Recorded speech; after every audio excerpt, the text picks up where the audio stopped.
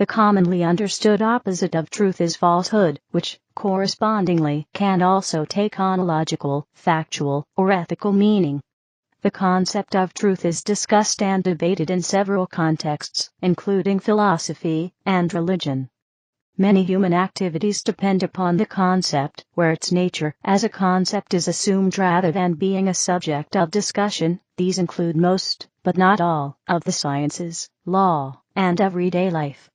Various theories and views of truth continue to be debated among scholars, philosophers, and theologians.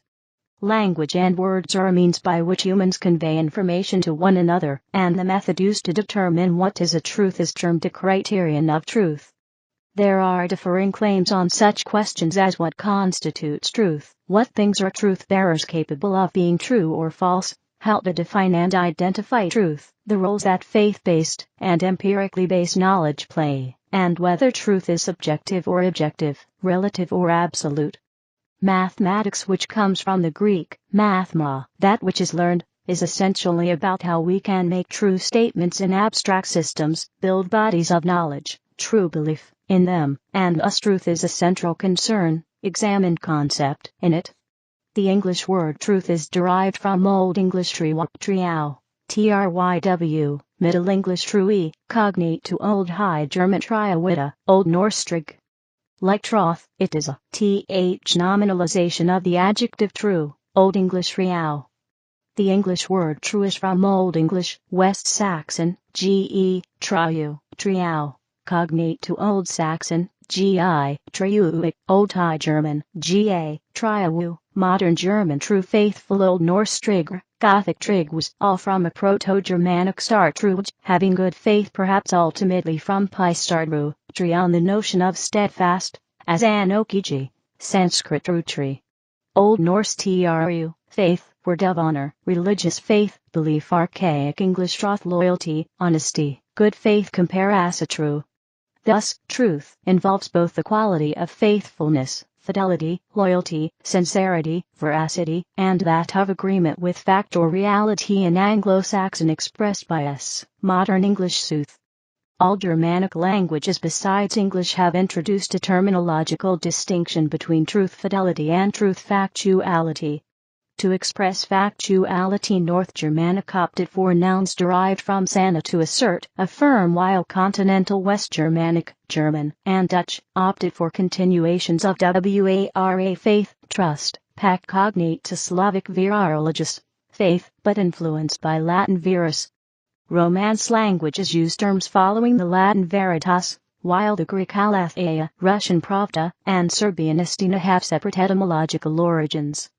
Major theories. The question of what is a proper basis for deciding how words, symbols, ideas, and beliefs may properly be considered true, whether by a single person or an entire society, is dealt with by the 5 most prevalent substantive theories listed below. Each theory presents perspectives that are widely clarification needed, shared by published scholars. However, the substantive theories are not universally accepted. More recently developed deflationary or minimalist theories of truth have emerged as competitors to the older substantive theories. Minimalist reasoning centers around the notion that the application of a term, like true, to a statement does not assert anything significant about it, for instance, anything about its nature. Minimalist reasoning realizes truth as a label utilized in general discourse to express agreement, to stress claims, or to form general assumptions. Substantive theories. Correspondence theory. Correspondence theories emphasize that true beliefs and true statements correspond to the actual state of affairs. This type of theory stresses a relationship between thoughts or statements, on one hand, and things or objects, on the other. It is a traditional model tracing its origins to ancient Greek philosophers such as Socrates, Plato, and Aristotle.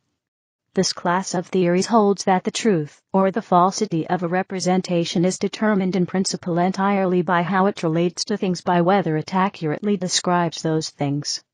An example of correspondence theory is the statement by the 13th century philosopher/theologian Thomas Aquinas, Veritas est adequatio arii et intellectus. Truth is the equation or adequation of things and intellect, a statement which Aquinas attributed to the 9th century Neoplatonist Isaac Israeli.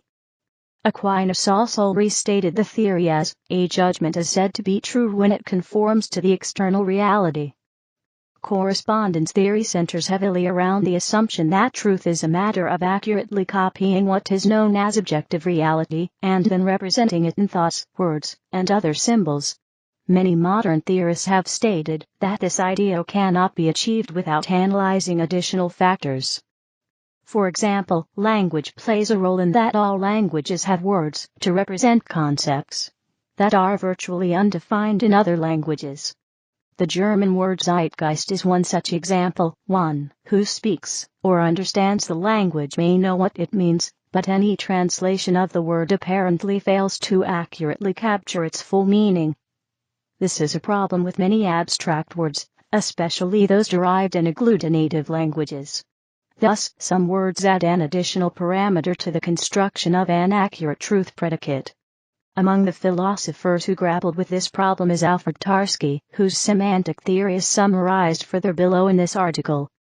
Proponents of several of the theories below have gone further to assert that there are yet other issues necessary to the analysis, such as interpersonal power struggles, community interactions, personal biases, and other factors involved in deciding what is seen as truth. Coherence Theory. Walter Seymour Allward's Veritas, Truth, outside Supreme Court of Canada, Ottawa, Ontario, Canada.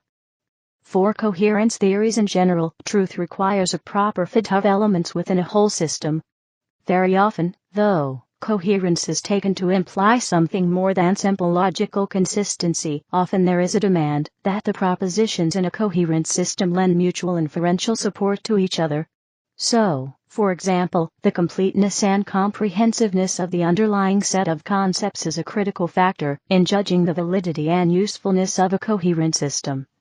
A pervasive tenet of coherence theories is the idea that truth is primarily a property of whole systems of propositions and can be ascribed to individual propositions only according to their coherence with the whole.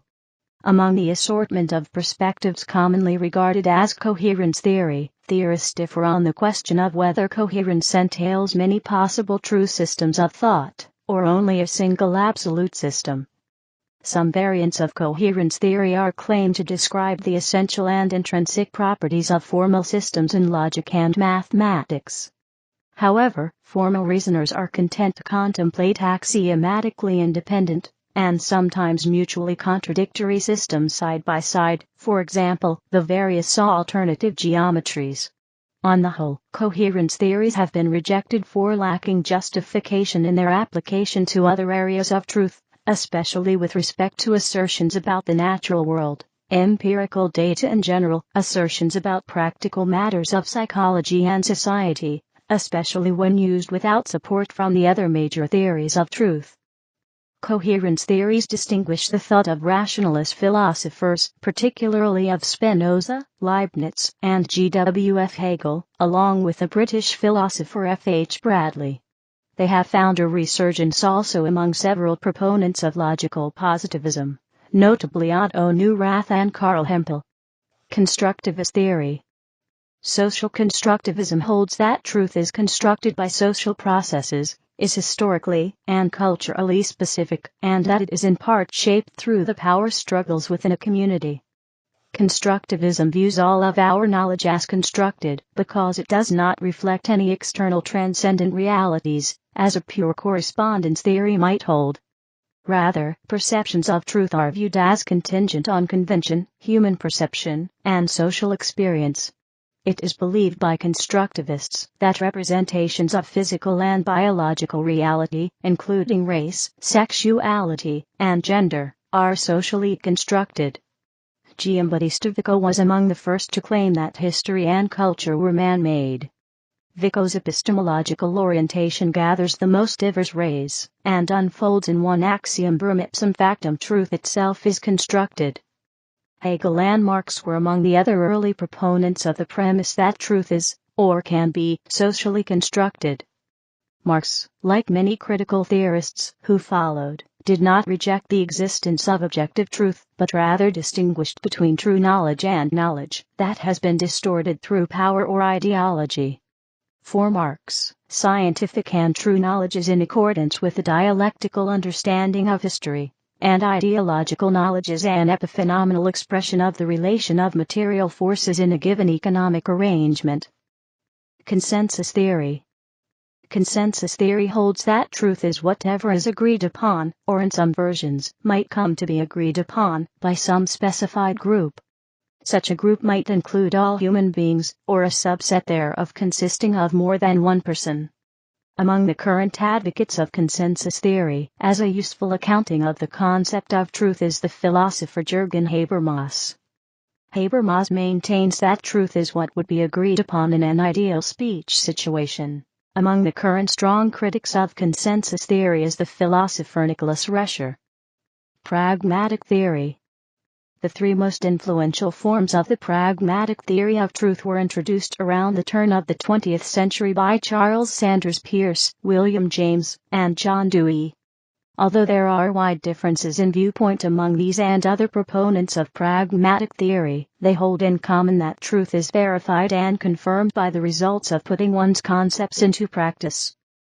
Peirce defines truth as follows: truth is that concordance of an abstract statement with the ideal limit towards which endless investigation would tend to bring scientific belief, which concordance the abstract statement may possess by virtue of the confession of its inaccuracy and one-sidedness, and this confession is an essential ingredient of truth. This statement stresses Peirce's view that ideas of approximation, incompleteness, and partiality, what he describes elsewhere as fallibilism and reference to the future, are essential to a proper conception of truth. Although Peirce uses words like concordance and correspondence to describe one aspect of the pragmatic sign relation, he is also quite explicit in saying that definitions of truth based on mere correspondence are no more than nominal definitions, which he accords a lower status than real definitions. William James's version of pragmatic theory, while complex, is often summarized by his statement that the true is only the expedient in our way of thinking, just as the right is only the expedient in our way of behaving. By this, James meant that truth is a quality, the value of which is confirmed by its effectiveness when applying concepts to practice, thus pragmatic. John Dewey, less broadly than James, but more broadly than Peirce, held that inquiry, whether scientific, technical, sociological, philosophical or cultural, is self-corrective over time, if openly submitted for testing by a community of inquirers in order to clarify, justify, refine, and or refute proposed truths. Though not widely known, a new variation of the pragmatic theory was defined and wielded successfully from the 20th century forward. Defined and named by William Ernest Hocking, this variation is known as negative pragmatism. Essentially, what works may or may not be true, but what fails cannot be true, because the truth always works. Richard Feynman also ascribed to it, we never are definitely right, we can only be sure we are wrong. This approach incorporates many of the ideas from Peirce, James, and Dewey.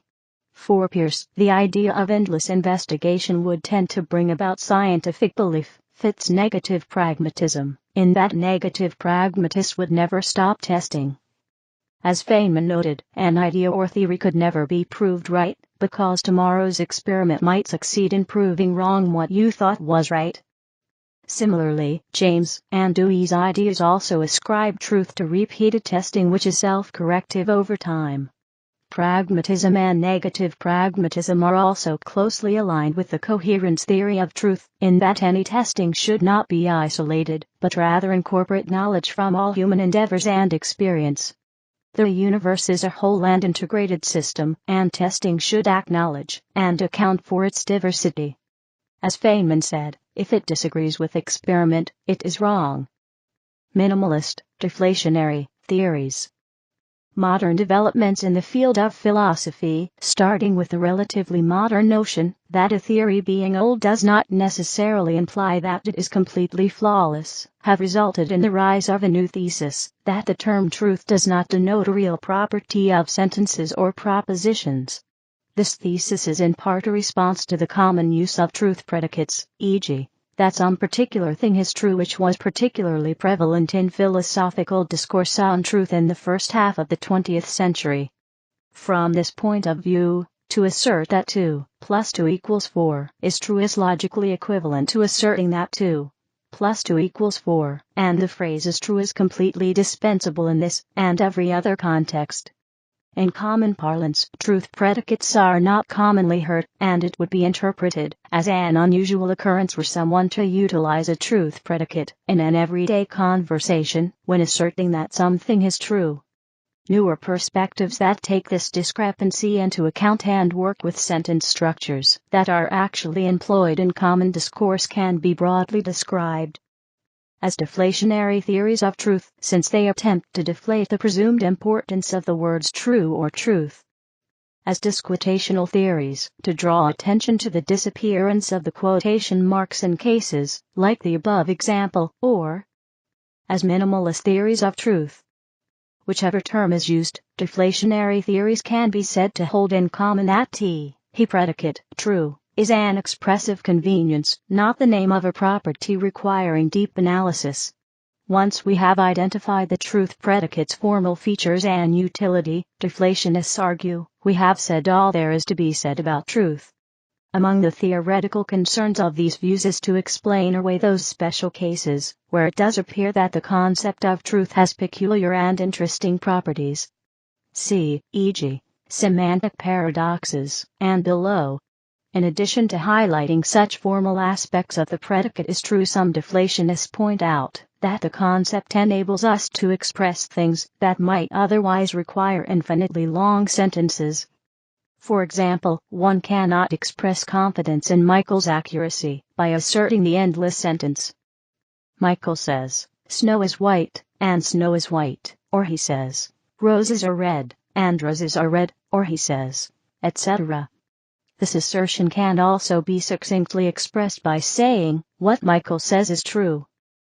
Performative theory of truth. Attributed to P.F. Strawson is the performative theory of truth, which holds that to say snow is white is true is to perform the speech act of signaling one's agreement with the claim that snow is white, much like nodding one's head in agreement. The idea that some statements are more actions than communicative statements is not as odd as it may seem. Consider, for example, that when the bride says "I do" at the appropriate time in a wedding, she is performing the act of taking this man to be her lawful wedded husband. She is not describing herself as taking this man, but actually doing so. Perhaps the most thorough analysis of such illocutionary acts is J.L. Austin, How to Do Things with Words. Strawson holds that a similar analysis is applicable to all speech acts, not just illocutionary ones. To say a statement is true is not to make a statement about a statement, but rather to perform the act of agreeing with, accepting, or endorsing a statement. When one says, "It's true that it's raining," one asserts no more than, "It's raining." The function of the statement "It's true that" is to agree with, accept, or endorse the statement that it's raining. Redundancy and related theories. Redundancy theory of truth. According to the redundancy theory of truth, asserting that a statement is true is completely equivalent to asserting the statement itself. For example, making the assertion that snow is white is true is equivalent to asserting snow is white. Redundancy theorists infer from this premise that truth is a redundant concept, that is, it is merely a word that is traditionally used in conversation or writing, generally for emphasis, but not a word that actually equates to anything in reality. This theory is commonly attributed to Frank P. Ramsey, who held that the use of words like fact and truth was nothing but a roundabout way of asserting a proposition, and that treating these words as separate problems in isolation from judgment was merely a linguistic muddle. A variant of redundancy theory is the disquotational theory, which uses a modified form of Tarski's schema To say that P is true is to say that P. A version of this theory was defended by C.J.F. Williams in his book What is Truth? Yet another version of deflationism is the pro-sentential theory of truth, first developed by Dorothy Grover, Joseph Kemp, and Noel Belknap, as an elaboration of Ramsey's claims. They argue that sentences like "that's true" when said in response to its rating are pro-sentences, expressions that merely repeat the content of other expressions. In the same way that it means the same as "my dog" in the sentence "my dog was hungry, so I fed it." "That's true" is supposed to mean the same as "it's raining" if you say the latter, and I then say the former.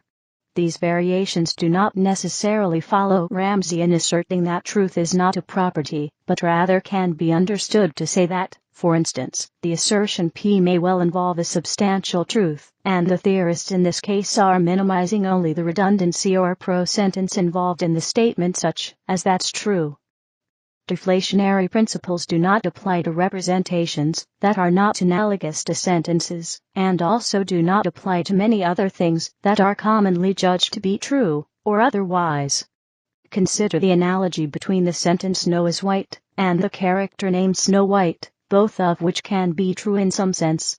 To a minimalist, saying "Snow is white" is true is the same as saying "Snow is white," but to say "Snow White" is true is not the same as saying "Snow White."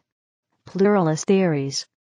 Several of the major theories of truth hold that there is a particular property the having of which makes a belief or proposition true. Pluralist theories of truth assert that there may be more than one property that makes propositions true. Ethical propositions might be true by virtue of coherence. Propositions about the physical world might be true by corresponding to the objects and properties they are about. Some of the pragmatic theories, such as those by Charles Peirce and William James, included aspects of correspondence, coherence, and constructivist theories. Crispin Wright argued in his 1992 book Truth and Objectivity that any predicate which satisfied certain platitudes about truth qualified as a truth predicate. In some discourses, Wright argued, the role of the truth predicate might be played by the notion of superassertability. Michael Lynch, in a 2009 book Truth as One and Many, argued that we should see truth as a functional property capable of being manifested in distinct properties, like correspondence or coherence. Most believed theories. According to a survey of professional philosophers and others on their philosophical views which was carried out in November 2009, taken by 3,226 respondents, including 1,803 philosophy faculty members, and /or PhDs, and 829 philosophy graduate students, 44.9% of respondents accept or lean towards correspondence theories, 20.7% accept or lean towards deflationary theories, and 13.8% epistemic theories. Formal theories. Truth and logic. Logical truth, criteria of truth and truth value. Logic is concerned with the patterns in reason that can help tell us if a proposition is true or not. However, logic does not deal with truth in the absolute sense, as for instance a metaphysician does. Logicians use formal languages to express the truths which they are concerned with, and as such there is only truth under some interpretation or truth within some logical system. A logical truth, also called an analytic truth, or a necessary truth, is a statement which is true in all possible worlds, or under all possible interpretations, as contrasted to a fact, also called a synthetic claim, or a contingency, which is only true in this world, as it has historically unfolded. A proposition such as if P and Q, then P is considered to be a logical truth because of the meaning of the symbols and words in it, and not because of any fact of any particular world. They are such that they could not be untrue. Truth in mathematics. Model theory and proof theory. There are two main approaches to truth in mathematics. They are the model theory of truth and the proof theory of truth. Historically, with the 19th century development of Boolean algebra, mathematical models of logic began to treat truth, also represented as T, or 1, as an arbitrary constant. Falsity is also an arbitrary constant, which can be represented as F or 0. In propositional logic, these symbols can be manipulated according to a set of axioms and rules of inference, often given in the form of truth tables. In addition, from at least the time of Hilbert's program, at the turn of the 20th century to the proof of Gödel's incompleteness theorems, and the development of the Church during Thesis in the early part of that century, true statements in mathematics were generally assumed to be those statements that are provable in a formal axiomatic system. The works of Kurt Gödel, Alan Turing, and others shook this assumption with the development of statements that are true, but cannot be proven within the system. Two examples of the latter can be found in Hilbert's problems. Work on Hilbert's 10th problem led in the late 20th century to the construction of specific Diophantine equations for which it is undecidable whether they have a solution. Or even if they do, whether they have a finite or infinite number of solutions. More fundamentally, Hilbert's first problem was on the continuum hypothesis.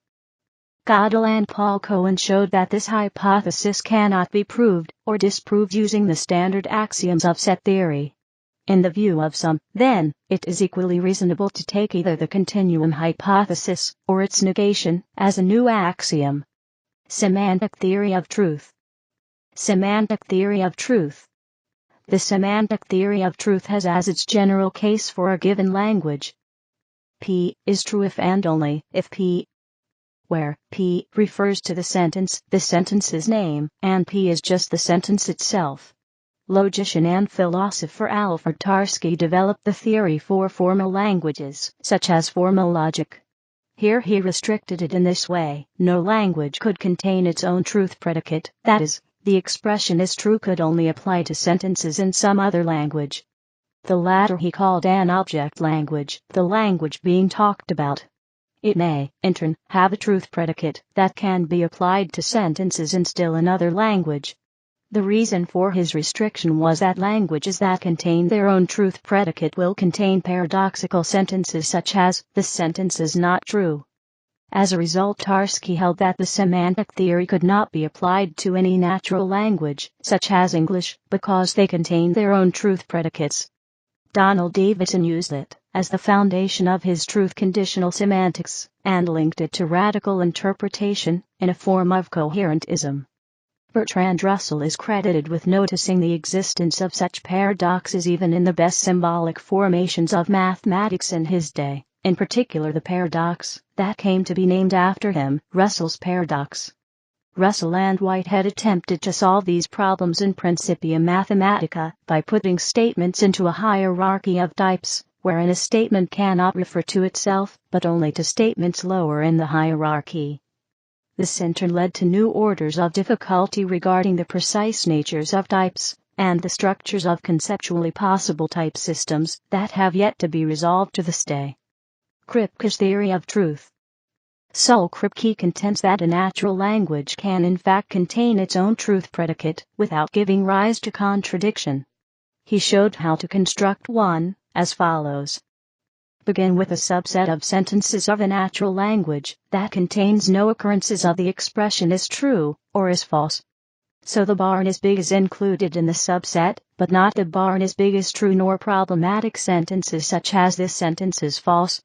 Define truth just for the sentences in that subset. Then extend the definition of truth to include sentences that predicate truth or falsity of one of the original subset of sentences. So the barn is big is true is now included, but not either this sentence is false nor the barn is big is true is true. Next, define truth for all sentences that predicate truth or falsity of a member of the second set. Imagine this process repeated infinitely, so that truth is defined for the barn is big, then for the barn is big is true, then for the barn is big is true, and so on. Notice that truth never gets defined for sentences, like the sentence is false, since it was not in the original subset, and does not predicate truth of any sentence in the original or any subsequent set. In Kripke's terms, these are ungrounded. Since these sentences are never assigned either truth or falsehood even if the process is carried out infinitely, Kripke's theory implies that some sentences are neither true nor false. This contradicts the principle of bivalence. Every sentence must be either true or false. since this principle is a key premise in deriving the liar paradox, the paradox is dissolved. However, it has been shown by Gödel that self-reference cannot be avoided naively, since propositions about seemingly unrelated objects can have an informal self-referential meaning. In Gödel's work, these objects are integer numbers, and they have an informal meaning regarding propositions. In fact, this idea, manifested by the diagonal lemma, is the basis for Tarski's theorem that truth cannot be consistently defined. It has thus been claimed that Kripke's system indeed leads to contradiction. While its truth predicate is only partial, it does give truth value, true/false, to propositions such as the one built in Tarski's proof, and is therefore inconsistent. While there is still a debate on whether Tarski's proof can be implemented to every similar partial truth system, none have been shown to be consistent by acceptable methods used in mathematical logic. Notable views. L'Avirate Truth by Jules Joseph Lefebvre. Ancient history. The ancient Greek origins of the words true and truth have some consistent definitions throughout great spans of history that were often associated with topics of logic, geometry, mathematics, deduction, induction, and natural philosophy. Socrates, Plato's and Aristotle's ideas about truth are seen by some as consistent with correspondence theory. In his Metaphysics, Aristotle stated, to say of what is that it is not, or of what is not that it is false, while to say of what is that it is, and of what is not that it is not, is true. The Stanford Encyclopedia of Philosophy proceeds to say of Aristotle. Aristotle sounds much more like a genuine correspondence theorist in the categories 12b11, 14b14, where he talks of underlying things that make statements true, and implies that these things pragmata are logically structured situations or facts, viz. his sitting, his not sitting. Most influential is his claim in De Interpretation, 1603, that thoughts are likenesses homoiosis of things. Although he nowhere defines truth in terms of a thought's likeness to a thing or fact, it is clear that such a definition would fit well into his overall philosophy of mind. Very similar statements can also be found in Plato, Cratylus 385b2, Sophist 263b. In Hinduism, truth is defined as unchangeable, that which has no distortion, that which is beyond distinctions of time, space, and person, that which pervades the universe in all its constancy. The human body, therefore, is not completely true, as it changes with time. For example, there are many references, properties, and explanations of truth by Hindu sages that explain varied facets of truth, such as the national motto of India, Satyameva Jayat, truth alone wins, as well as Satyam Mukte, truth liberates. Satya is Parahitartham, Vanmanaso Yatharthatvam. Satyam, Satya is the benevolent use of words, and the mind for the welfare of others, or in other words responsibilities, is truth too. When one is firmly established in speaking truth, the fruits of action become subservient to him. Patanjali Yoga Sutras, Sutra number 2.36. The face of truth is covered by a golden bowl. Unveil it, O Pusan, son, so that I, who have truth as my duty, Satyadharma, may see it. Brihadaranyakavi 15:1-4, and the brief Isai Upanishad 15:2-18, truth is superior to silence, Manusmriti, etc. Combined with other words, Satya acts as modifier, like ultra, or highest, or more literally truest, connoting purity and excellence. For example, Satyaloka is the highest heaven and Satyayuga is the golden age, or best of the four cyclical cosmic ages in Hinduism, and so on. Medieval age. Avicenna. In early Islamic philosophy, Avicenna, Ibn Sina, defined truth in his Metaphysics of Healing. Book I, Chapter 8, as what corresponds in the mind to what is outside it. Avicenna elaborated on his definition of truth in his Metaphysics Book 8, Chapter 6. The truth of a thing is the property of the being of each thing which has been established in it. However, this definition is merely a translation of the Latin translation from the Middle Ages. A modern translation of the original Arabic text states, Truth is also said of the veridical belief in the existence of something. Aquinas. Re-evaluating Avicenna, and also Augustine and Aristotle, Thomas Aquinas stated in his Disputed Questions on Truth: a natural thing, being placed between two intellects, is called true insofar as it conforms to either. It is said to be true with respect to its conformity with the divine intellect insofar as it fulfills the end to which it was ordained by the divine intellect. With respect to its conformity with the human intellect, a thing is said to be true insofar as it is such as to cause a true estimate about itself. Thus, for Aquinas, the truth of the human intellect, logical truth, is based on the truth in things, ontological truth. Following this, he wrote an elegant restatement of Aristotle's view in his Summa I.16.1. Veritas est ad aequatio intellectus et rei. Truth is the conformity of the intellect to the things. Aquinas also said that real things participate in the act of being of the Creator God, who is subsistent being, intelligence, and truth. Thus, these beings possess the light of intelligibility, and are knowable.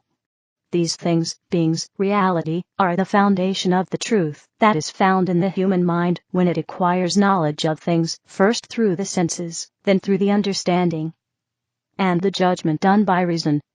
For Aquinas, human intelligence, intus within and ligere, to read, has the capability to reach the essence and existence of things, because it has a non-material, spiritual element, although some moral, educational, and other elements might interfere with its capability. Changing concepts of truth in the Middle Ages. Richard Frithgreen examined the concept of truth in the later Middle Ages, in his A Crisis of Truth, and concludes that roughly during the reign of Richard II of England the very meaning of the concept changes. The idea of the oath, which was so much part and parcel of, for instance, Romance literature, changes from a subjective concept to a more objective one, in Derek Pearsall's summary. Whereas truth, the Trials of Sir Gawain, and the Green Knight, was first an ethical truth, in which truth is understood to reside in persons. In Ricardian England it transforms into a political truth, in which truth is understood to reside in documents. Modern age. Kant. Immanuel Kant. Immanuel Kant endorses a definition of truth along the lines of the correspondence theory of truth. Kant writes in the Critique of Pure Reason, the nominal definition of truth, namely that it is the agreement of cognition with its object, is here granted and presupposed. However, Kant denies that this correspondence definition of truth provides us with a test or criterion to establish which judgments are true. Kant states in his Logic Lectures: truth, it is said, consists in the agreement of cognition with its object. In consequence of this mere nominal definition, my cognition, to count as true, is supposed to agree with its object. Now I can compare the object with my cognition, however, only by cognizing it.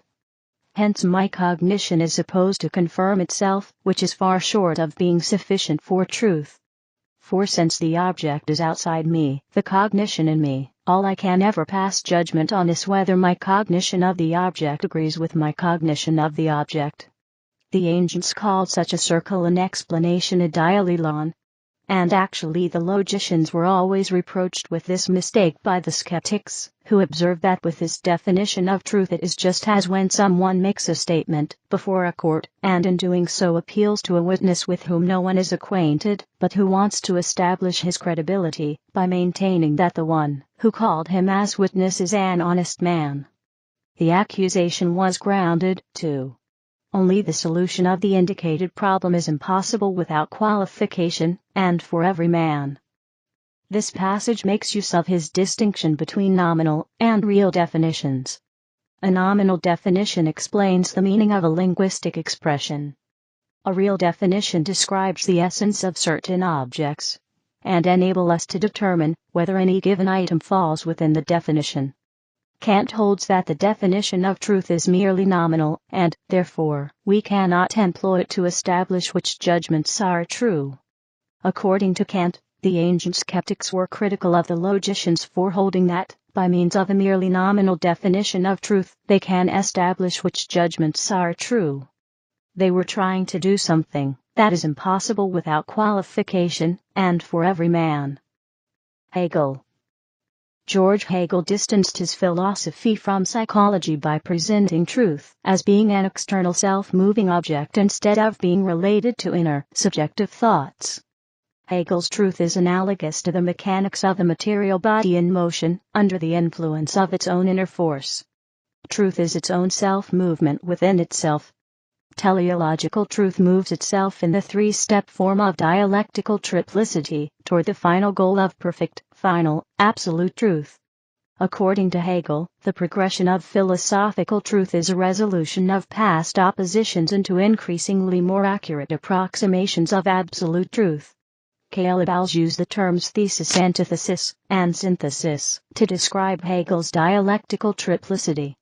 The thesis consists of an incomplete historical movement. To resolve the incompletion, an antithesis occurs which opposes the thesis. In turn, the synthesis appears when the thesis and antithesis become reconciled, and a higher level of truth is obtained.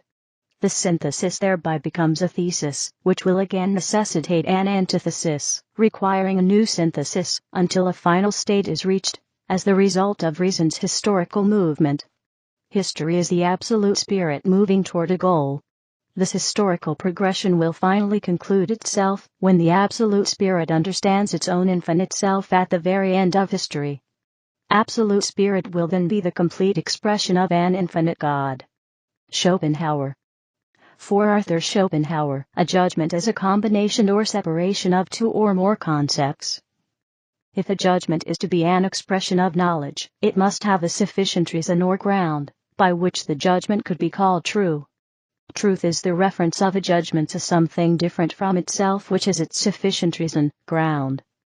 Judgments can have material, formal, transcendental, or metalogical truth. A judgment has material truth if its concepts are based on intuitive perceptions that are generated from sensations. If a judgment has its reason, ground, in another judgment, its truth is called logical or formal.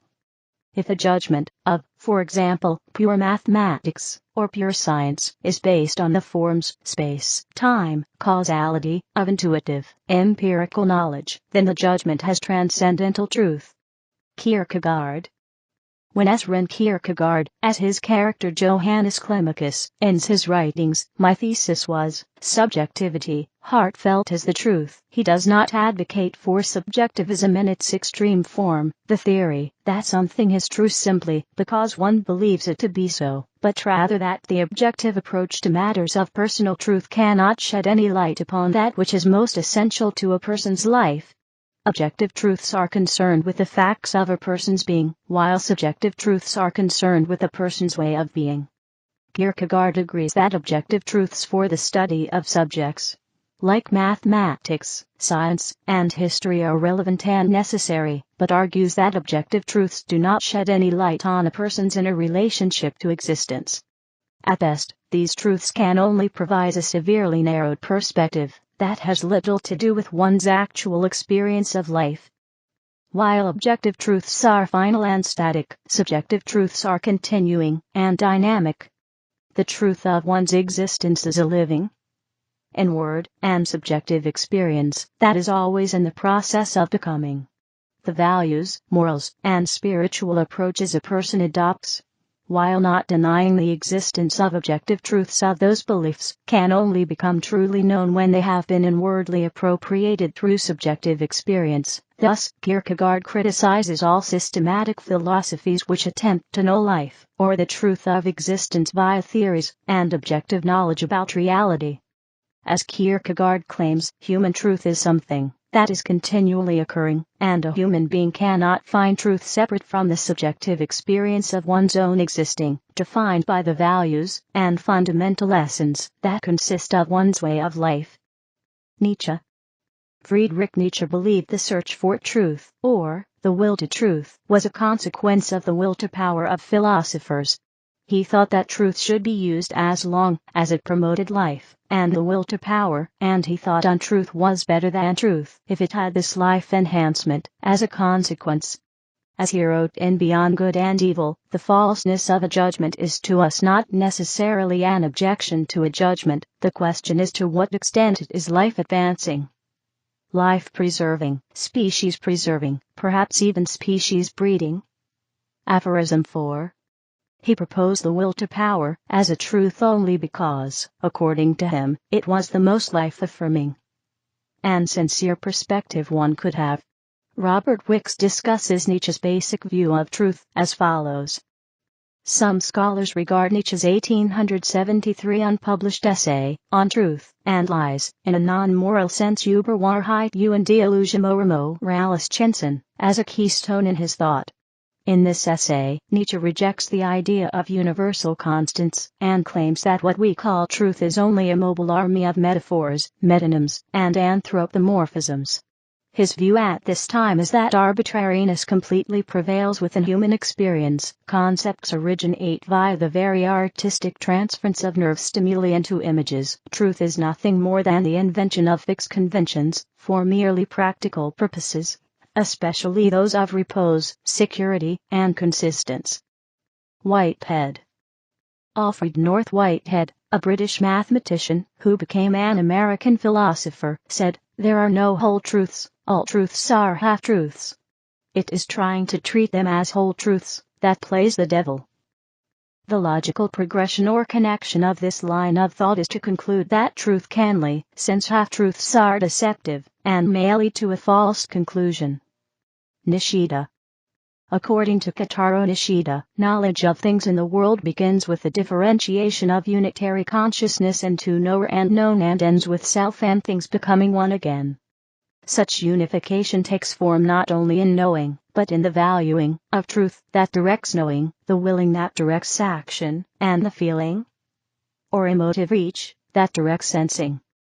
From Erich Fromm finds that trying to discuss truth as absolute truth is sterile, and that emphasis ought to be placed on optimal truth.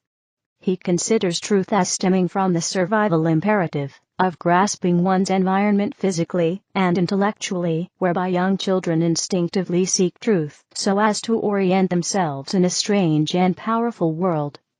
The accuracy of their perceived approximation of the truth will therefore have direct consequences on their ability to deal with their environment. Fromm can be understood to define truth as a functional approximation of reality. His vision of optimal truth is described partly in Man from Himself, an inquiry into the psychology of ethics 1947, from which excerpts are included below.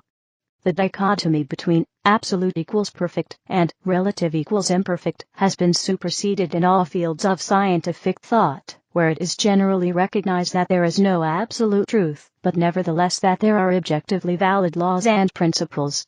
In that respect, a scientifically or rationally valid statement means that the power of reason is applied to all the available data of observation, without any of them being suppressed or falsified for the sake of a desired result.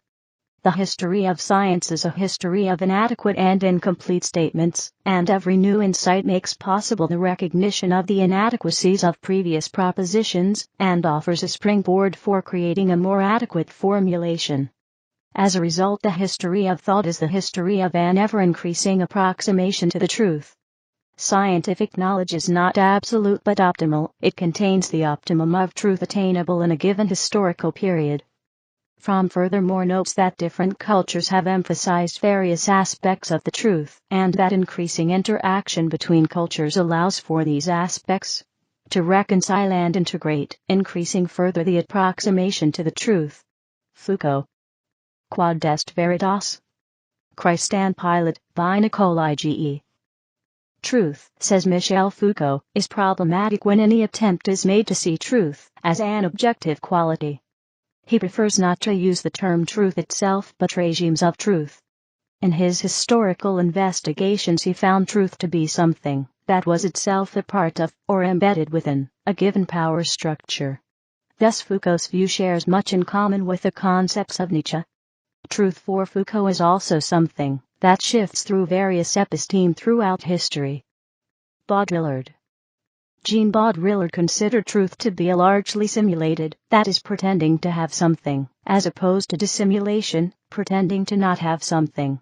He took his cue from iconoclasts, who he claims knew that images of God demonstrated that God did not exist. Baudrillard wrote in Procession of the Simulacra. The simulacrum is never that which conceals the truth, it is the truth which conceals that there is none. The simulacrum is true. Ecclesiastes. Some examples of simulacra that Baudrillard cited were that prisons simulate the truth, that society is free, scandals, e.g., Watergate, simulate that corruption is corrected, Disney simulates that the U.S. itself is an adult place. One must remember that though such examples seem extreme, such extremity is an important part of Baudrillard's theory.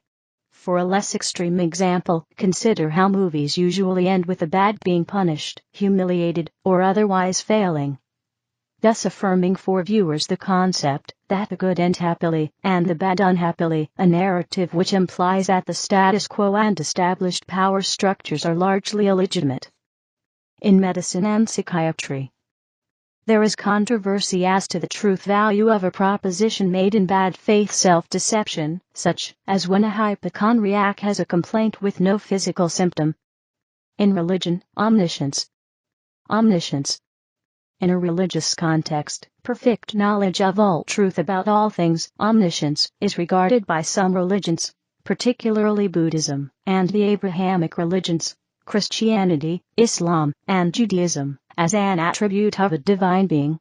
In the Abrahamic view, God can exercise divine judgment, judging the dead on the basis of perfect knowledge of their lives.